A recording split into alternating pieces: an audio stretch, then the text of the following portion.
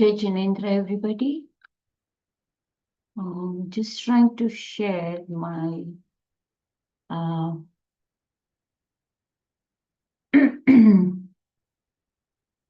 okay.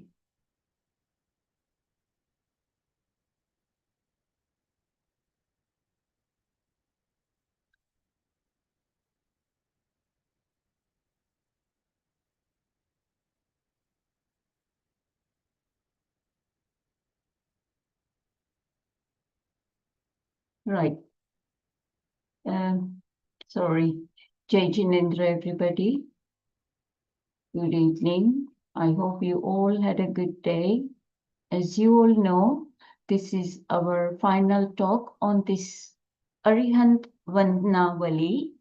So first of all, I like to bow down to the lotus feet of Lord Arihant Prabhu. And it is my pleasure to be with you. And before we start, let's recite the Navkar mantra. Namo Arihantaram, Namo Namo, Namo Sitaram, Namo Namo, Namo Ariyanam, Namo Namo, Namo Uvachayanam, Namo Namo, Namo Loe Savasahunam, Namo Loe Savasahunam. Eso Panch Namokaro Sab Pav Parasano Mangalanch Savesing Paramam Pavai Mangalam Paramam Pavai Mangalam. Now I request you all to close your eyes softly and take a deep breath.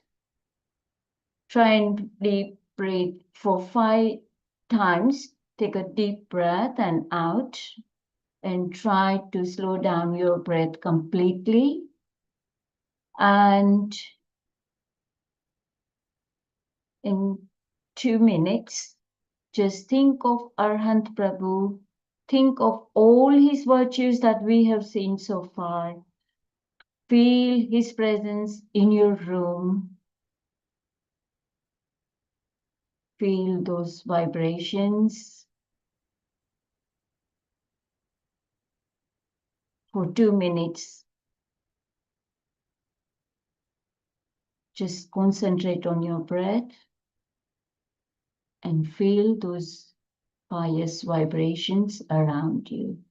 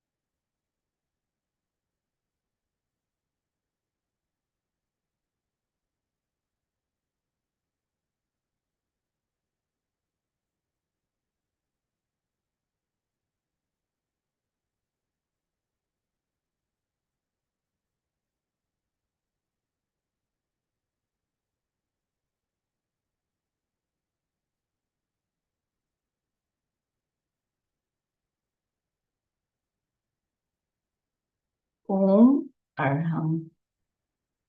As you all know by now, Arihant Vandanavali is all about the poet describing the immense beauty of our Arihant Prabhu in countless ways, no matter how and from which perspective he looks at Arihant Prabhu.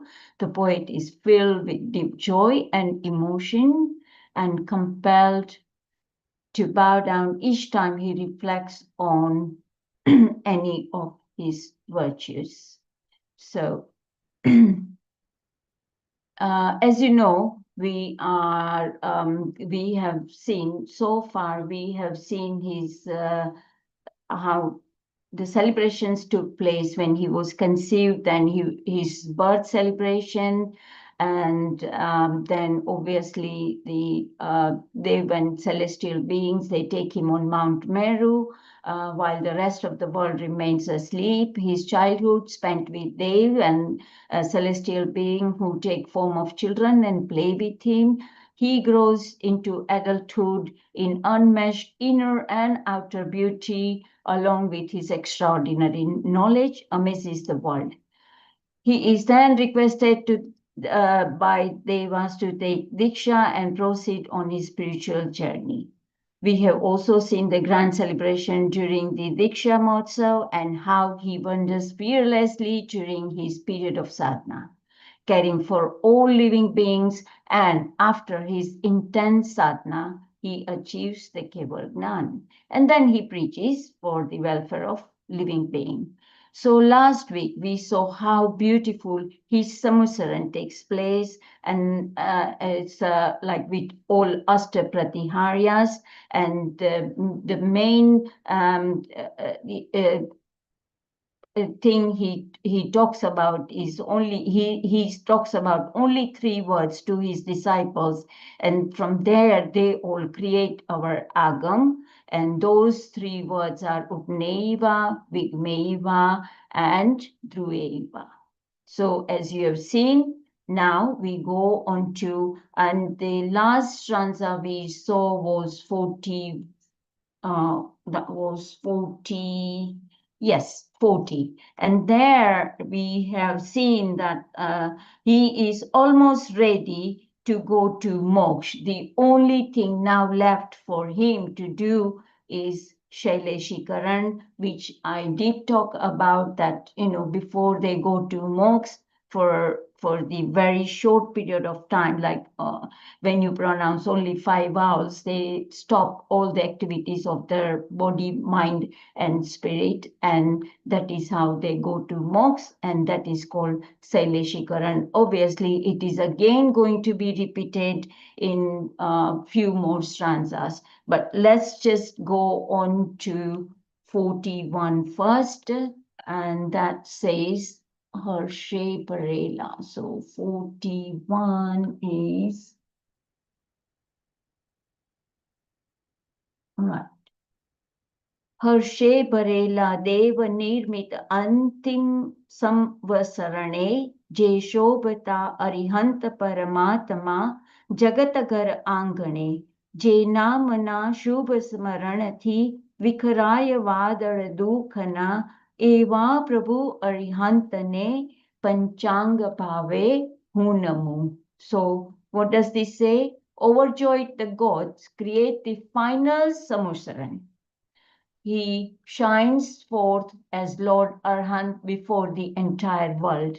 The clouds of misery are dispersed by the auspicious recitation of his name. So to such Arihant, the poet bows down again. So this stanza is talking about the last Samusaran. Bhagwan's last Samusaran is called Moksha Marga Samusaran. It is a very special Samusaran, whereby we think that God is seated, Lord Arihant is seated there, but he is just in his own soul. Nothing bothers him, nothing like, he's just totally detached from everything. And the God comes to know that this is the last time of Lord before he goes to moksha. Therefore, they prepare a very special kind of samosaran. And as I said, it's called moksha marga, and as I said, he is totally detached. Okay, so now we go on to the next one. Je karmano સંયોગ વળગેલો અનાદિ કાળથી તેથી થયા જે મુક્ત પૂરણ સર્વથા સદભાવથી રમમાણ જે નિજ રૂપમાને સર્વ જગતનું હિત કરે એવા પ્રભુ અરિહંતને પંચાંગ ભાવે હું નમું. Here what the poet is trying to say, he has become completely free from the bindings of karmic bondage, which had adhered to him since time immemorial. Through his auspicious thoughts, he is now fully immersed in his own soul, as I said, and works selflessly for the welfare of entire world. To such Lord Arihant, he is bowing down. So this is his last giveaways to the world. Now, all the karmic particles which were playing all different drama are ready to depart, and this is their last meeting with Lord. They are ending their drama, and like a last scene of drama, they are saying bye to Lord Arihant. Now, Lord's last meditation, being in his soul, is also very blessings for the world. The reason, it talks about the last karmic particles, and all his very thin, and these are very thin karmic particles that are left still, which leaves his body at the end, are also very auspicious that they become a reason for the welfare of the universe. Thus, the poet proves himself reason for the soul and for the universal welfare. So those very thin particles which were still there, this is the time that they are being separated through Shaileshikar, and like as I said, he just would be still for very short period of time, and those particles will come down, and those particles are also called, although they are karmic particles, we feel that the poet is saying they are also very auspicious because they are the last, like a prasad of our Tirthankar. Okay, so this is what this stanza is about. And then the next one is Je nath ઔદારિક વળી તેજસ તથા કાર્મણ સનું એ સર્વને છોડી અહીં પામ્યા પરમપદ શાશ્વતો જે રાગ દ્વેષ જળ ભર્યા સંસાર સાગર ને તર્યા એવા પ્રભુ અરિહંતને પંચાંગ ભાવે હું નમું. So this is what is saying, the Lord who has renounced the gross physical body, now the fiery body and the karmic body, has attained supreme and eternal state. He has successfully crossed the ocean of worldly existence, which is filled with the water of attachment and aversion. To such Lord Arihant, I offer my obeisance with 5-limbed namaskar and joyful devotion. Now, what is this? The gross physical body, or which is, we call it Avdarik Sharir. As the name indicates, this is the type of body which is gross or solid and which can be felt by the sense such as eyes, and which can see it. So this is the Odarik Sarir. So God leaves the gross physical body, Odarik Sarir, Lord, he gives it up. And then the fiery body, which is called Tejas Sharir. This type of body is formed by fire pulgals and provides external glow and internal digestive power. So I don't know how many of you are aware, we have 5 different types of body. In Jainism, our body is described in 5 different ways.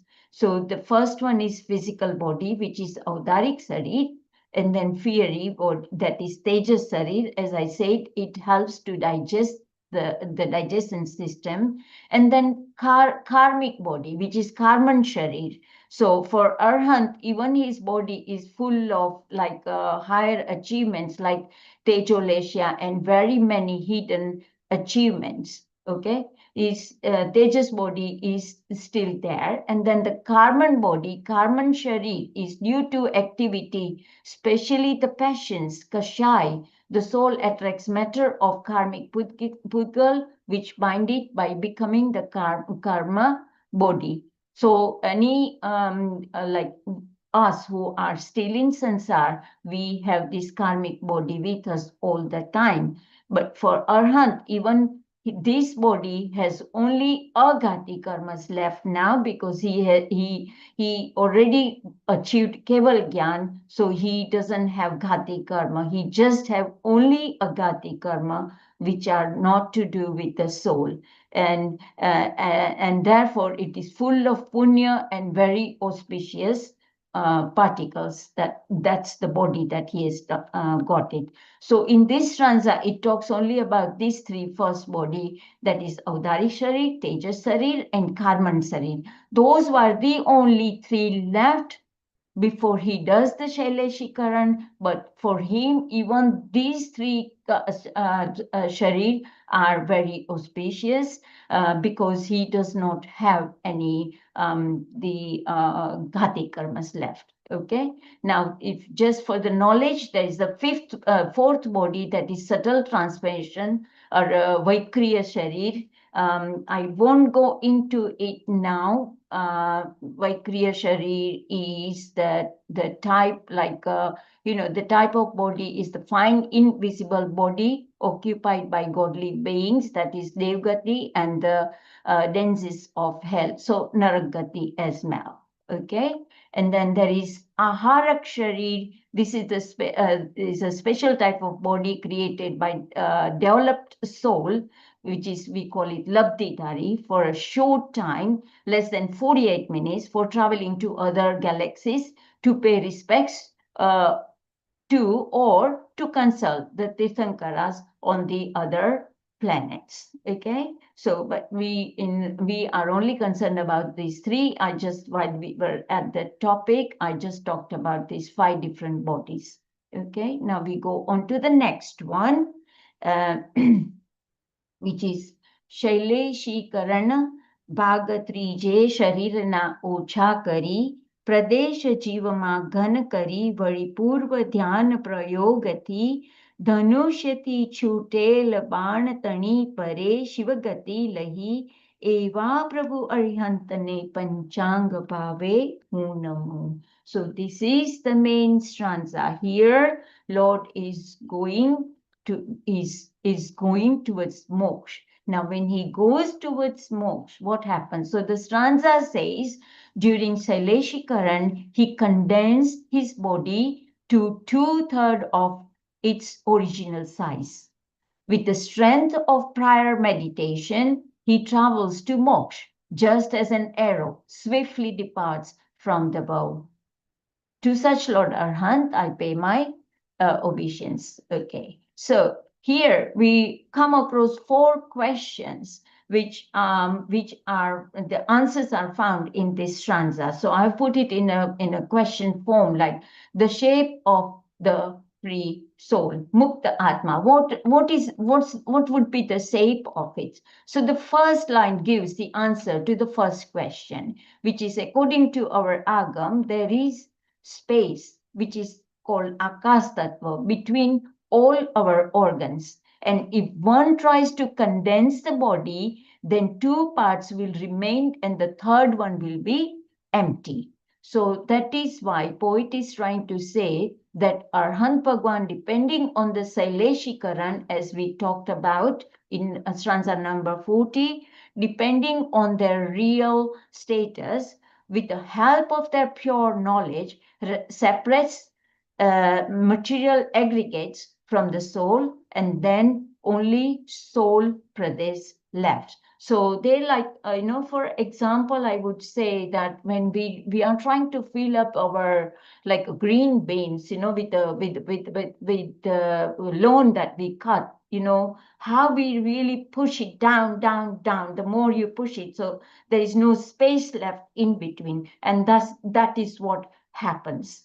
Okay, so so Arhant Prabhu does that with their meditation that they had done before, they could do that. Okay, so now they don't need to stay in the sansar. And how does it travel? Just as an arrow is released from a bow, the soul is the form of the body, breaks free with a great speed and embarks onto the path of liberation.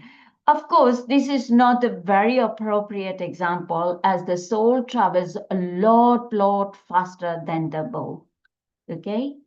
Now, there's another question being like it will happen that what experiment does a soul perform for its divine soul while being liberated? So Dravya Atma now don't try to or don't even require to do anything. It only needed to condense the body, which we said Saileshikaran. Yes, that's all it needed to do. Now, then what form does a living being take after being freed from the elements? Elements like, you know that Panch Mahabhut, we say that our body is made up of Panch Mahabhut, which is like earth, fire, water, air, and sky. So to their own field, they will all they will all go to their own field, and the free soul merges with the Siddh Atmas, and even though they have their own existence, yet mixes with the infinite Siddhas. Thus, the pure divine form reveals like many in one and one in many. That is what happens to the Mukta Atma, Siddha Atma. And the fourth question is being answered, that where does the liberated soul settle? Right at the top of the universe is called Siddha Kshetra. It is Adidvip large, means Madhya Lok, where we are, and Siddha Lok are same size. So wherever where we reside and the Siddha Lok, they're the same same diameter. They both have the same space. Now, Siddha Paramatma, after being separated from Mrityu Lok, they go straight to the top, whereby they touch infinite soul and gets steady there only. Okay, so this is what happens to our Arihant Prabhu. Now he joins Siddha, all the Siddhas. So now he has become Siddha Prabhu, but the poet still keeps on saying Arihant Prabhu. Okay, so now we go on to the next one. निर्विघ्न स्थिर ने अचल अक्षय सिद्धि गति ए नामनु छे स्थान अव्याबाद ज्यांथी नहीं पुनः फरवापणु ए स्थान ने पाम्या अनंता ने वड़ी जे पामसे एवा प्रभु अरिहंत ने पंचांग भावे हूँ नमो. What is he trying to say? The realm known as Siddhagati is eternal, motionless, imperishable, and free from all disturbances. A state from which there is no return. It is the supreme abode attained by innumerable Siddhas who have destroyed all karmas. To that exalted Lord Arihant, who has revealed this path of liberation, I offer my Panchang Namaskar. So this stanza is just describing where our Arihant Prabhu has gone and how beautiful that Siddhagati is. Although they have achieved Siddhagati, we can still call them Arihant, as that is what they were before. Just the way, you know, when the king, even after kingship is finished, we still call him king. In the same way, we can call them Arihant Prabhu. The poet is now not talking about one Arihant, but all of them, and the whole tradition he is bowing down to. He is really amazed how just one tattva becomes Arihant and then Siddha. The whole sadhana is to achieve this Purna Atma. Okay, so by saying that many Arihant have achieved this place and will, the poet is bowing down to all the Arhant as well as Siddha. Okay, we go on to the next one. Says, आ स्तोत्र ने प्राकृत गिरामा वर्ण view भक्ति बड़े अज्ञान ने प्राचीन महामना को मुनीश्वर बहुश्रुते पद पद मही जेना महासामर्थ्य नो महिमा मड़े एवा प्रभु अरिहंत ने पंचांग भावे हूँ नमो. So here what he is trying to say, this stotra is composed in the sacred Prakrit language by an unknown yet profound learned Acharya, reflects his deep devotion, and each stanza reveals the boundless virtues of Lord Arihant.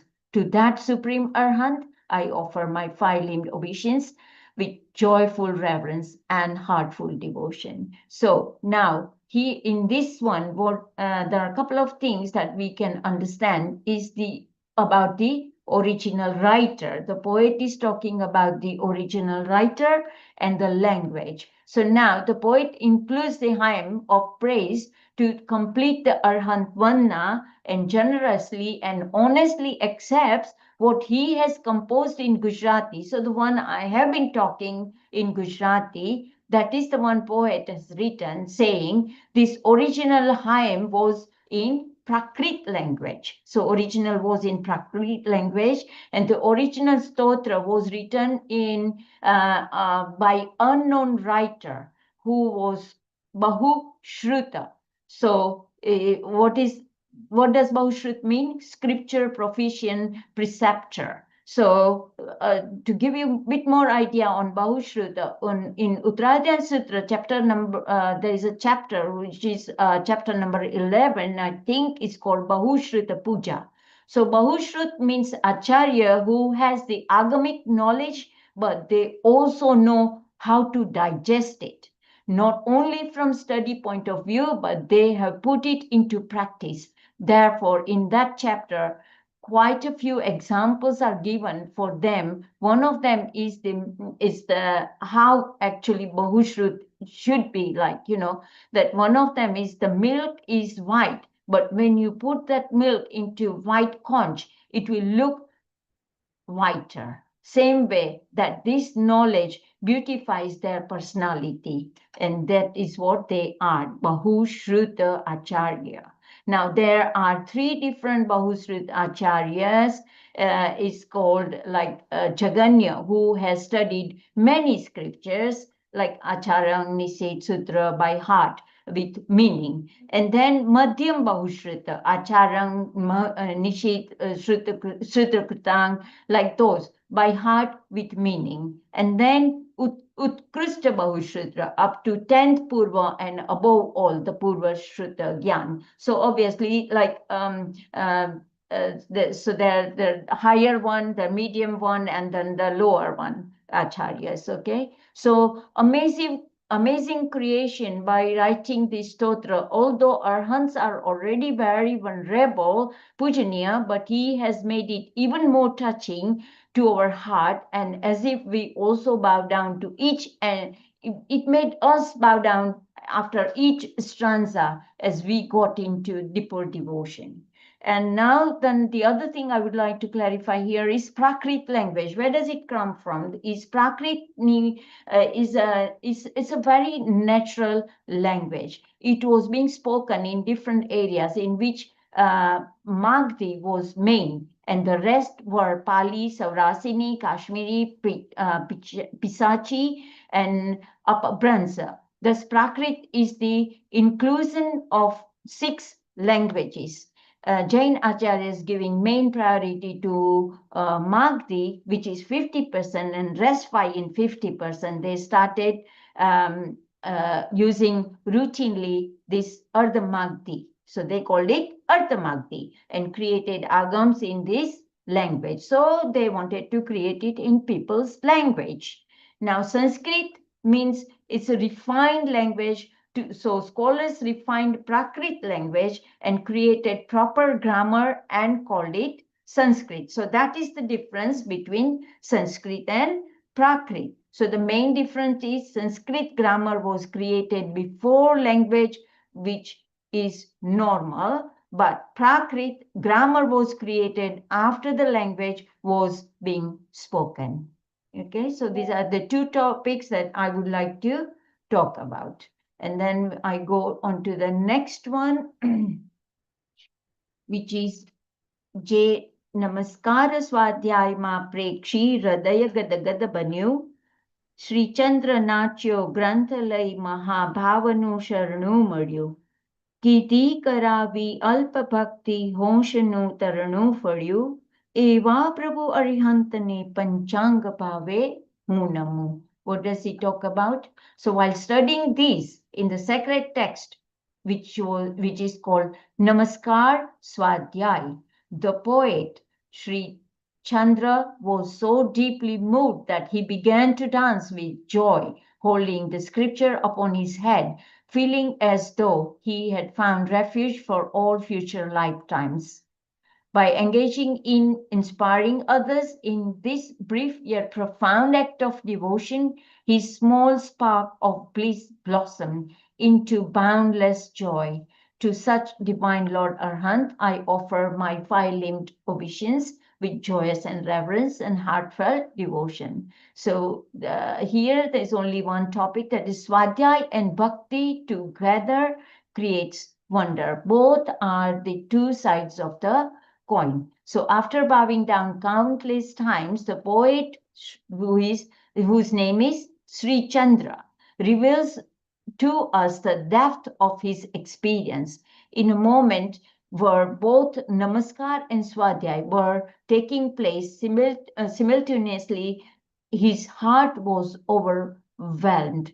Witnessing both cognitive realization and devotional action together, he became so filled with bliss that he began dancing with the granth placed upon his head.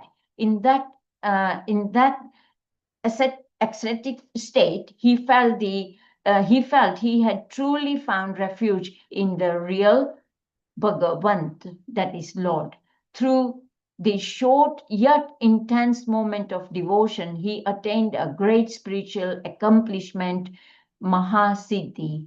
He became fully certain that he had discovered the true sustenance for many lifetimes to come. Now he is convinced that he will undoubtedly be able to cross the ocean of worldly existence, that is Bhav Sagar. And we already talked about the history of this poet who has written this in Gujarati. Is called Chandulal Sakarchand Shah. And as I think in my very first talk, I talked about it, that he was a very successful businessman, but due to mother told him that, you must do something which is much more higher than, being successful is nothing, in your business, but you got to do something for your Atma. And that is when he leaves the house and he meets this Acharya, and he finds this, and he is so overjoyed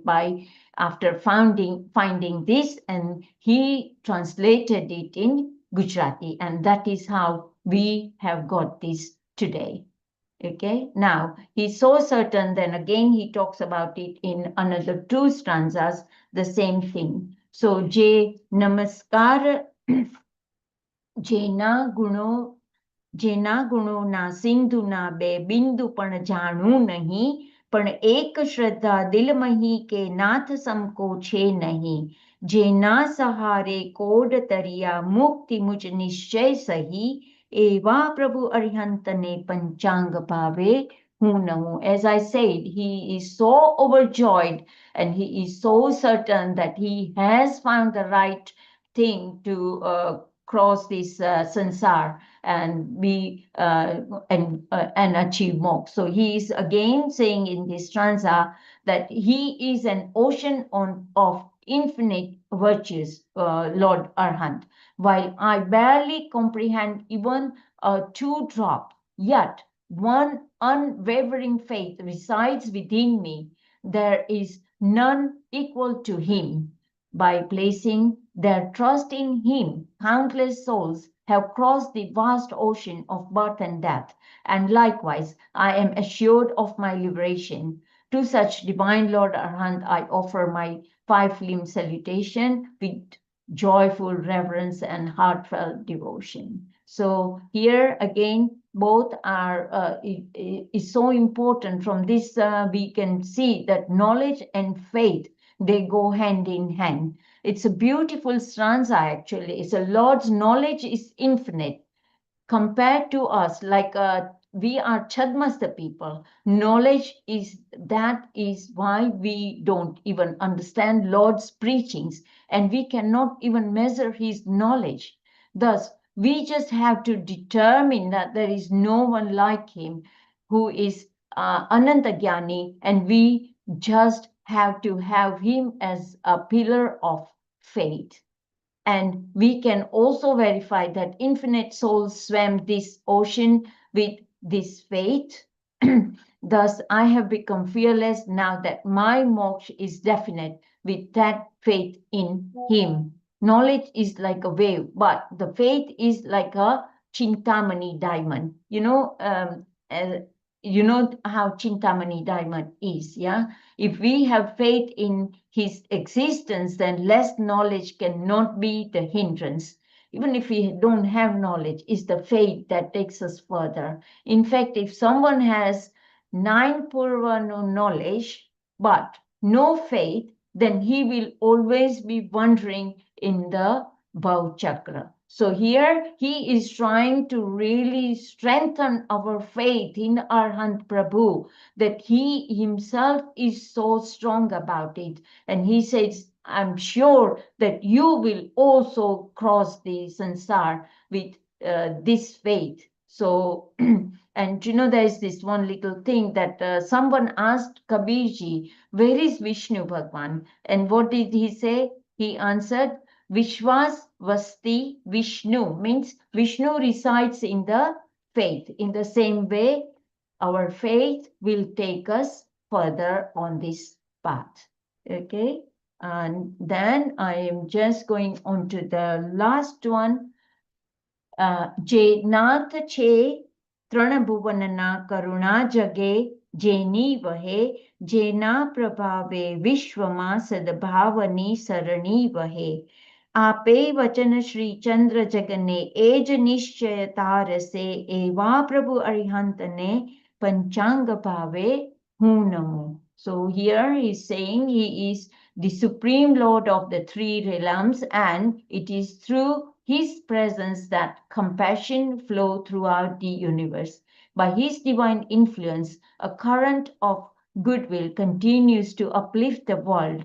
Sri Chandra declares, the poet declares with conviction that the Lord shall surely carry us across the deep and turbulent ocean of worldly existence. To such exalted Lord Arihant, I offer my five-limbed situation with joyful reverence and heartfelt devotion. So he shines like a sun for all three worlds. Due to him, there is a flowing the river of compassion and goodwill all over. He is not only Atmarthi, very important. Lord hasn't just only done things for his own soul, but he has done it for all of us as well. So he is not only Atmarthi. Atmarthi means that somebody does only for his own soul, but his life, total life, is dedicated towards compassion, and that is why he is the benefiting the whole world. If he did not have compassion, then he would not have been able to even help the mundane souls. So the poet is promising everyone, because he found that faith within him while praying, and he is sure that the mukti is definite for him, so will be for all of us and others. So this one is the last stanza, and I think I just would like to say that, okay, so this Arihant Vandanavali has talked about five Kalyanak. So normally this prayer is always sung on the first day of each lunar month, which we call it Ekam, early morning, with many religious organizations. Also, there is a process of doing the Kalyanak Vidhi. I don't know if all of you are aware of it, but it's like, we have our 24 Tirthankar and they all have these 5 Kalyanaks. So whenever, like, for example, if it's the first like Rishabdev Shavan Kalyanak, then we Shri Om Rim Shri Rishabdev Parmestine Namaha. In the same way, we so that type of, we do 20 mala, and then you can fast, or you can, whatever tap you can do that. And likewise for all 24 Tirthankar, you can do this Kalyanak as well. So that's called Kalyanak Vidhi. And then now each Kalyanak day is the tap, and some rituals are to be followed as malas, fasting, as I said, as per your capacity, dhyan, and obviously they say about 12 logas, okay, and dhyan. So this is the process of doing Kalyanak Vidhi and Panch Kalyanak Puja at Derasar. You probably, all of you know about it, that Jayesh Bhai has performed it many times. And then there is this ceremony performed where a new image is to be installed in the temple, especially to sanctify the new icon by Acharya or Bhattaraka, who can recite sacred Suri mantra. And now in that one, what they do is, this involves 5 auspicious occasions of the Tirthankar life. So just erecting Jain image, noblest, why do they build the Derasher and all that, is because it's counted as one of the noblest of worldly activities, and it reward the next birth in the world blessed with living Tirthankara. Okay, and the ceremony involves 5 auspicious occasions when they are putting up the new idol of Bhagwan, and that is this again same. Tirthankars, like we celebrated Chavan Kalyanak, Janma Kalyanak, Diksha Kalyanak, Keval Gyan Kalyanak, and Moksha Kalyanak is the final. So celebrated after the image has been formally installed. And that is how they do even all 5 Kalyanak when they are putting up a new idol in the Derasar. Okay, so this is all about 5 Kalyanaks. Now, I'm ready if you have any questions for me, please.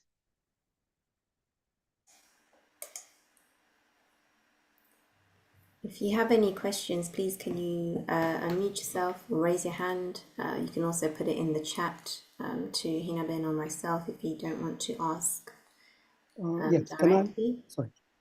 Sorry, can I just ask you one question? You said the last Samvatsaran, was that the 48 hours that he spoke continuously before he went to Siddh Shila? Yes. Yes. 48 hours. Yeah. Yes. So that is the Uttarayadyan Sutra. Yep. Yeah, and the other one was from last week, where you were talking about the Ashoka tree and the canopies. Can I just ask you the significance of the chamar? What is the significance behind the chamar? I know you went through it, but can I just...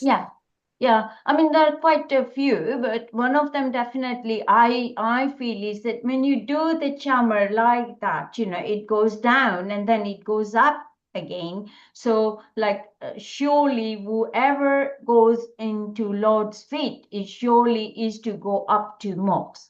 That is one significance. And then obviously, when we are all very excited, we all like to sort of put up this show. So that is another reason that chamar is always, because all the god and goddesses, they are also excited while while the Samvatsaran is there. And as you must have seen in Derasar as well, when we do puja and Aarti, Mangal Divo, we do chamar, because it just shows our excitement, that how excited we are in praising Lord. Oh, so it's not to do with sort of evil spirits or nothing, anything like that? No, no. Nothing. Okay. Jainism does not No, believe. no. I was just wondering. Yeah. Okay. Yeah. Thank you. No problem. Anything else?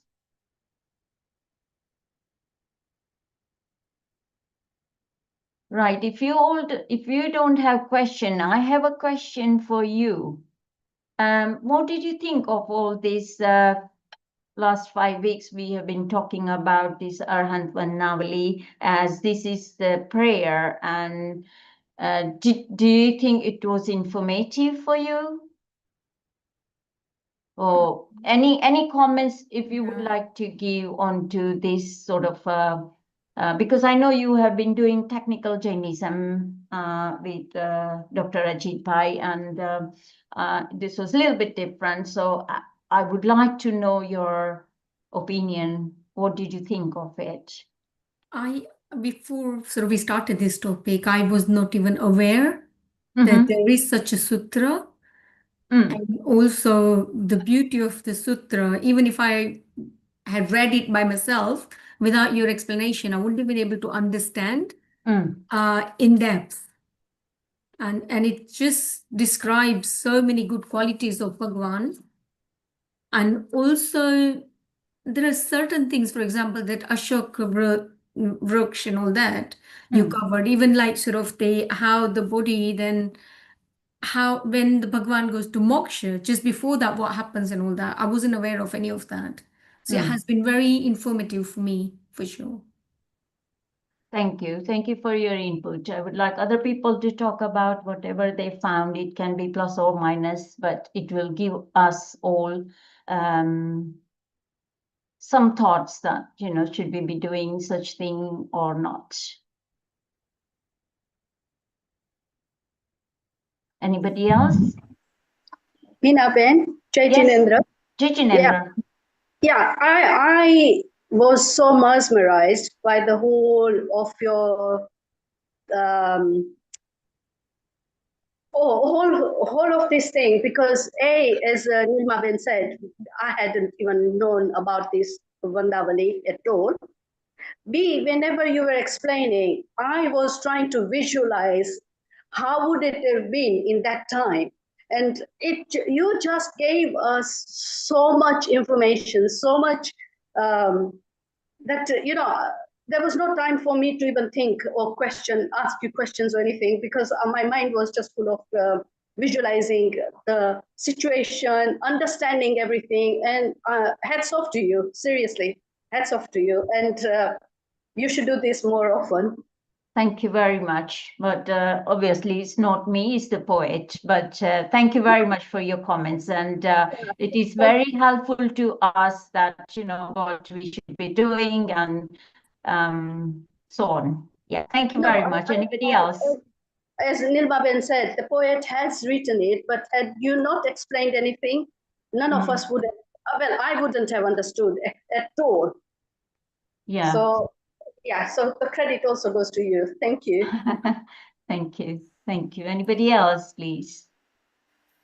Hinaben, I've had a few messages on the chat to say that, it's a very beautiful poem, and Husnaben found it very interesting to hear. And Hasu has said, yes, very informative and a great explanation. So I think the lack of questions for each week has shown how much people have actually understood your explanations. So I echo Saritaben and Husna and Hasu's comments as well. Thank you very much. So taking on board everything what you all have said, I would just like to say lastly, as I couldn't find the English translation of this prayer anywhere. So as once Jayesh Bhai was doing this to I'm not sure where, maybe like he does these Sunday satsangs and he was doing it, and somebody must have asked him that because they don't understand Gujarati, if we could have some sort of translation in English, and he kindly asked me that if I could do it for him, at that time I did it very quickly for him while he was going on.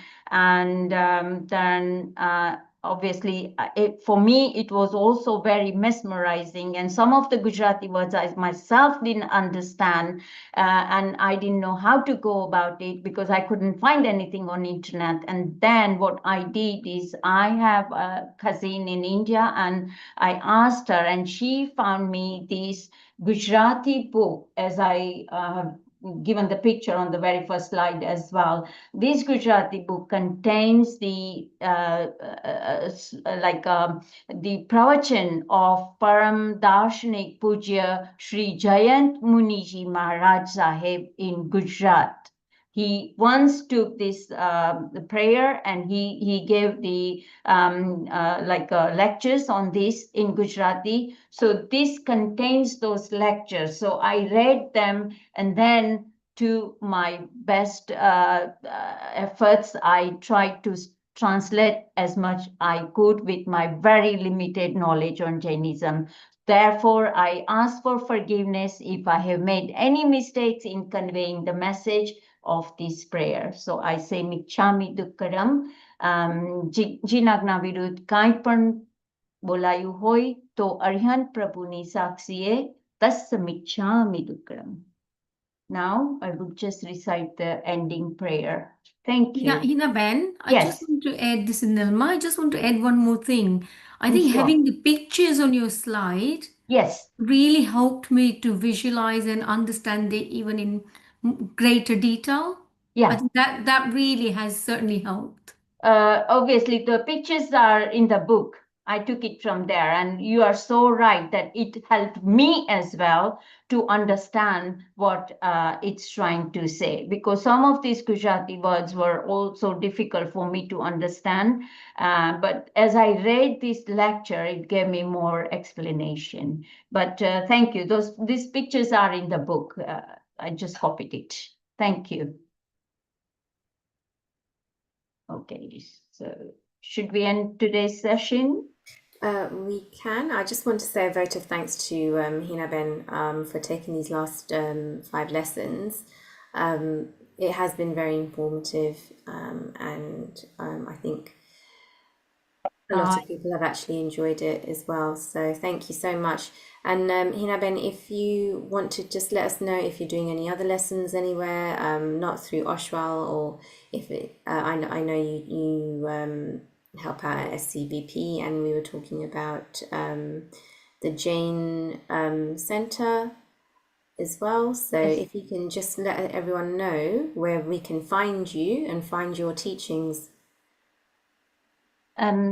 So at the moment, as I said, I'm like I'm like a locum everywhere, because I'm with Channa Vidyapith, I'm with JVB, I'm with Oshwal.